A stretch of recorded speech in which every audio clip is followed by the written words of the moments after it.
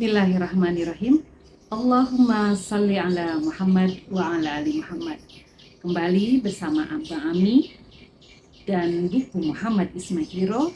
Insya Allah hari ini Mami akan bacakan buku nomor 8 yang berjudul Isra Mi'raj dan Janji Setia.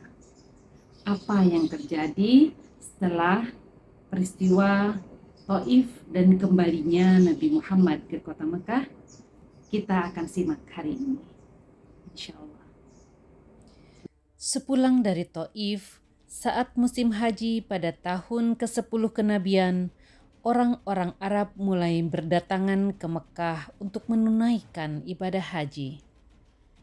Dengan cerdas, Rasulullah SAW memanfaatkan suasana itu untuk menyampaikan dakwah Islam kepada kabilah-kabilah atau suku-suku bangsa Arab lainnya. Beberapa orang menyatakan keislamannya, termasuk Abu Dzar Al-Ghifari.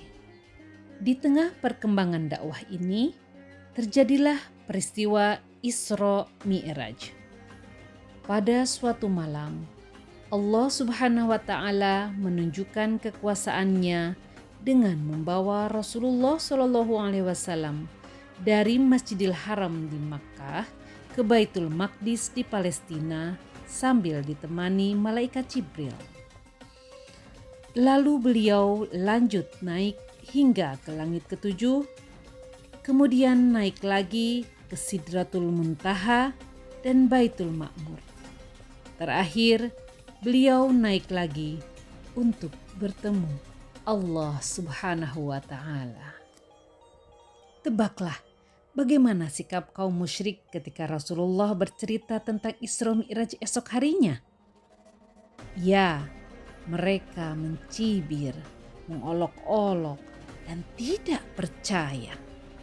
Mereka berpikir, bagaimana mungkin seseorang bisa pergi dalam hanya satu malam dari Mekah ke Palestina, padahal jaraknya sangat jauh. Di antara mereka bahkan menantang agar Rasulullah SAW menjelaskan dengan rinci bentuk Baitul Maqdis jika memang betul Rasulullah ke sana dan sholat di dalamnya. Allah kemudian menunjukkan bentuk Baitul Maqdis sehingga Rasulullah bisa menceritakannya dengan jelas. Mereka tidak memahami bahwa jika Allah berkehendak, tidak ada sesuatu pun yang tidak mungkin. Isra Mi'raj adalah salah satu mukjizat yang Allah anugerahkan kepada Muhammad sebagai seorang nabi dan rasul Allah. Sungguh hati kaum musyrik itu telah tertutup untuk menerima kebenaran. Saat musim haji pada tahun ke-11 kenabian, dakwah Islam semakin menyebar keluar Mekah, terutama ke Yasrib atau Madinah. 6 orang pemuda Yasrib menyatakan keislamannya ketika bertemu dengan Rasulullah SAW. Mereka selama ini hidup dengan orang-orang Yahudi di Madinah. Apabila terjadi pertentangan sesama mereka, orang Yahudi selalu berkata, "Sekarang akan muncul seorang nabi. Setelah sekian lama tidak ada nabi yang diutus. Kami akan mengikutinya. Bersama sang nabi itu, kami akan memerangi kalian." Keenam pemuda Yasrib itu adalah kaum intelektual, kaum yang berpendidikan, dan selama ini menjadi sekutu atau berteman dengan Yahudi. Mereka adalah As'ad bin Zurarah, Auf bin Haris, Rafi bin Malik, Qutbah bin Amir, Uqbah bin Amir, dan Jabir bin Abdullah. Jadi, ketika Rasulullah mengajak para pemuda ini masuk Islam, mereka berkata kepada sesama mereka, "Ketahuilah, demi Allah, inilah Nabi yang kerap disebutkan kaum Yahudi untuk mengancam kita. Jangan sampai mereka mendahului kita untuk mengikutinya." Bagaimana dengan orang-orang Yahudi? mereka tetap tidak mau beriman kepada Rasulullah karena mereka adalah kaum yang suka ingkar janji. Pada musim haji berikutnya, 12 orang laki-laki dari Madinah datang menemui Rasulullah SAW di Aqobah Mina. Mereka melakukan janji setia atau baiat untuk tidak menyekutukan Allah dengan apapun, tidak mencuri, tidak berzina, tidak membunuh anak-anak, tidak berdusta, dan mentaati yang Rasulullah perintahkan. Peristiwa ini dikenal dengan Baiat Aqobah pertama. Mereka kemudian pulang ke Madinah.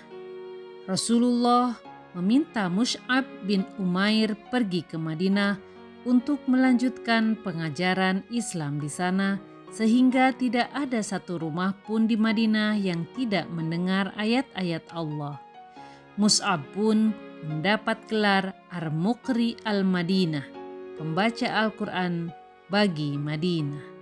Keberhasilan dakwah Mus'ab di Madinah membuat sekelompok orang kembali menemui Rasulullah di Aqobah untuk juga melakukan janji setia.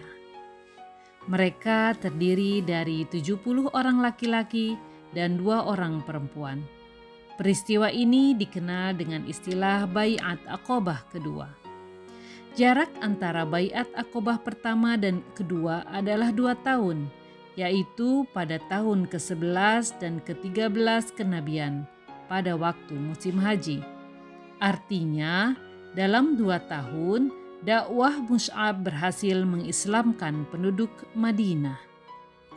Malam itu di Aqobah, Rasulullah SAW berbicara, membacakan Al-Quran, mengajak menyembah Allah, dan mengajak orang untuk masuk Islam. Beliau berkata, "Aku membaiat kalian untuk membelaku seperti kalian membela istri-istri dan anak-anak kalian." Lalu, semakin kuatlah Islam di antara penduduk Madinah.